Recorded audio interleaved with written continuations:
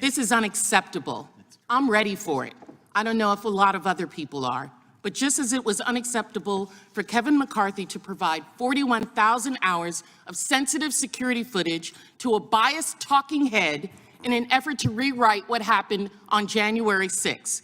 This is a new Republican playbook, apparently. Risk American safety and security to score political points. The gentlelady's words should be struck. We do not accuse witnesses of threatening others. That is out of line and outside the rules of this committee. That, and I can have an opinion. You don't get to determine what's struck down. Well, you do get an opening statement, and it's about, so let it's me about finish. over. The committee will suspend.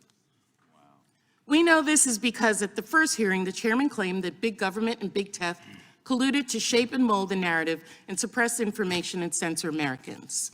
This is a false narrative. We're engaging in false narratives here, and we are going to tell the truth. I yield back.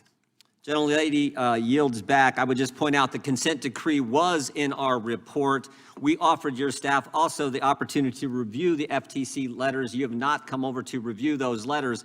Third, the idea that I believe both of these individuals who are getting ready to testify, I believe they're both Democrats. The idea that two journalists who happen to be Democrats— Did you not give that offer at 8 o'clock last night? I'm talking now. Your time was ended. Neither of us are in time. I don't think they're here to help us politically. I think they're here to tell us the truth. And oh, by the way, the first FTC letter to Twitter after the first set of Twitter files, the very first question was, who are the journalists you're talking to? And you guys don't care. You don't care. You don't want the 2011 people to see. consent decree? You don't want the American people to see what happened, the full video, transparency. You don't want that, and you don't want two journalists who have been named personally by the Biden administration, FTC, in a letter. The Biden administration. And you're saying they're here to help us. They're here to tell their story. And frankly, I think they're brave individuals for being willing to come after they've been named in a letter from the Biden FTC.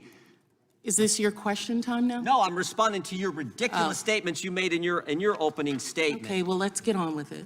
Oh, now we want to get on with it. So you can say all the things you want, and I point I out did in the my facts. opening statement, as well as you had an opening statement. You said what you needed to say in your opening statement, and I, as the ranking member, have used my time. Gentlemen, thank you both for being here. It is not surprising that the minority is already attacking you in its opening statement. We apologize to both of you.